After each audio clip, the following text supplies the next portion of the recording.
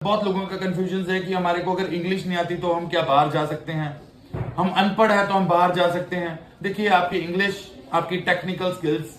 अलग अलग चीजें हैं। फॉर एग्जाम्पल, अगर आपको कोई वेल्डर का काम आता है, कोई कारपेंटर का काम आता है, कोई एसी टेक्नीशियन का काम आता है, तो ये एमओडीएल लिस्ट पे, जिसको हम डिमांड लिस्ट बोलते हैं प्रोफेशंस की, और ये प्रोफेशंस या और इसके रिलेटेड जो टेक्निकल प्रोफेशंस है जिसमें इलेक्ट्रिकल आ जाते हैं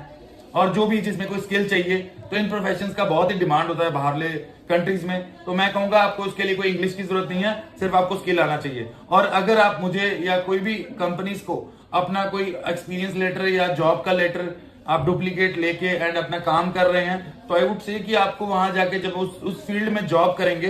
तो उस फील्ड में जॉब करने के लिए उन्होंने आपका स्किल देखना है कि आपको वाला काम आता है या नहीं आता। अगर आपको नहीं आता तो आपका कोई भी जॉब का कोई मायना नहीं बच जाता, कोई भी एक्सपीरियंस लेटर का कोई फायदा नहीं है कि अगर आपको उस काम आता ही नहीं, वो वाला काम जो आपने बोला कि मैं ये वाला काम कर सकता हूं। और उसी तरह अगर आपको काम आता है तो शायद आपके एक्सपीरियंस या जॉब की जरूरत भी नहीं है आपको वहां पे काम हासिल करने के लिए। तो मुझे किसी ने कमेंट में पूछा था कि आपको कौन कौन सी चीजें हम कर सकते हैं। कोई भी जो हाथ से टेक्निकल काम है वो आपके लिए बहुत ही बेटर रहने वाले हैं एज कंपेयर टू कोई अदर काम के। तो अगर आप पढ़े लिखे नहीं भी हैं तब भी आप टेक्निकल फील्ड में कोई हाथ के करने वाले काम, जैसे इलेक्ट्रिकल इक्विपमेंट्स को ठीक करना, आपको मोबाइल को रिपेयर करना आता है, आपको कोई और चीज रिपेयर करनी आती है, आप वेल्डर है, प्लम्बर है, एसी टेक्नीशियन है, कारपेंटर है, तो इस तरह के कोई भी फील्ड है, ये बहुत ही